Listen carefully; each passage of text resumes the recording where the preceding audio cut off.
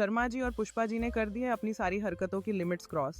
जहां पर एक तरफ तो अनु और आर्यवर्धन को अलग करने की पहले भी बहुत कोशिश कर चुके हैं शर्मा जी, लेकिन इस बार तो उन्होंने हदें ही पार कर दी हैं। शर्मा जी ने अनु को वैसे ही अपनी कसम दे दी है और उसके बावजूद वो अब अनु से अपना फोन घर पर रखवाने लग गए हैं।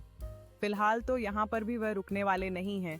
वह अब अनु का घर से बाहर जाना भी बंद करवा देंगे, नौकरी भी छुड़वा देंगे उसकी।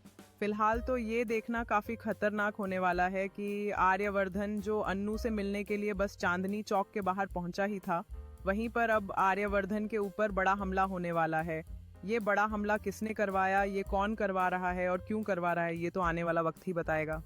लेकिन अब आर्यवर्धन के दुश्मन भी तो बहुत सारे हैं। फिलहाल तो ये देखना काफी दिलचस्प होगा। आर्यवर्धन अब चांदनी चौक पर खड़ा है, उसकी आंखों में चिंता है। जैसे ही वह चारों ओर देखते हैं उसे लगता है कि कहीं कुछ गलत हो रहा है। अचानक एक साये को वह एक अंधेरी गली में देखता है जो उसे घूर रहा है। ये साया उसके लिए खतरा बन सकता है, लेकिन आर्यवर्धन को नहीं पता कि असली हमला कब और कैसे होगा।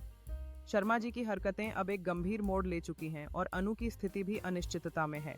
क्या आर्यवर्धन इस संकट से बाहर निकल पाएगा, ये आने वाला समय ही बताएगा। अनु अब अपने कमरे में बैठी है, उसकी आंखों में चिंता और अनिश्चितता है। वह अपने फोन को पकड़कर सोच रही है कि आर्यवर्धन से क्या कहेगी। अचानक उसके फोन पर एक संदेश आता है जिसमें लिखा है, हमें बात करनी है।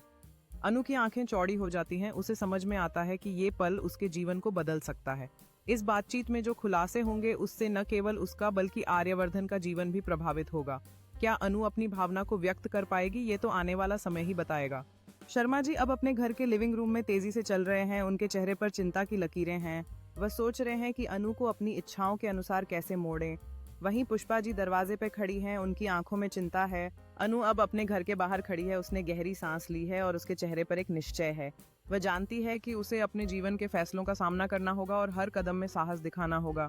दूसरी ओर आर्यवर्धन कैफे में बैठा है, उसकी उंगलियां टेबल पर चटक रही हैं, उसकी आंखों में उम्मीद और चिंता का मिश्रण है। क्या अनु उसकी बात समझ पाएगी? क्या उनके बीच की दूरियों को मिटाया जा सकेगा? ये सब कुछ एक लंबी बातचीत के बाद ही सामने आएगा। अनु और आर्यवर्धन अब कैफे में मिल चुके हैं। उनके चेहरे पर टेंशन और उम्मीद की झलक है। चारों ओर का माहौल हल्का है, मगर उनकी बातचीत में गहराई है। अनु अपने हाथ में कॉफी कप को मजबूती से पकड़ी हुई है, यह उसकी नर्वसनेस का प्रतीक है। वह सोच रही है कि कैसे अपनी भावनाओं को बिना किसी भय के व्यक्त करे। क्या आर्यवर्धन सुन पाएगा वह सब जो वह कहना चाहती है? ये पल दोनों के लिए एक महत्वपूर्ण मोड़ साबित होगा। अनु अब अपनी भावनाओं को आर्यवर्धन के सामने रख रही है, उसकी आंखों में दृढ़ता की चमक है। कैफे का माहौल जैसे पीछे छूट गया है और उनकी बातचीत का महत्व धीरे धीरे उभर रहा है।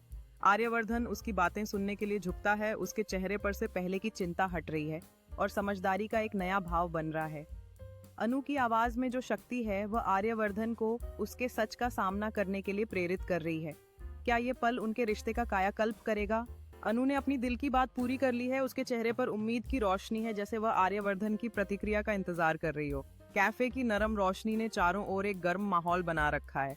आर्यवर्धन अब गहरी सांस लेता है, उसकी भौहें सोच में झुकी हुई हैं। वह तैयार हो रहा है जवाब देने के लिए और ऐसा लगता है मानो कैफे में हर एक निगाह उन पर टिक गई हो।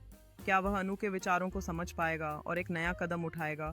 ये सभी के लिए बेहद अहम पल बन गया है।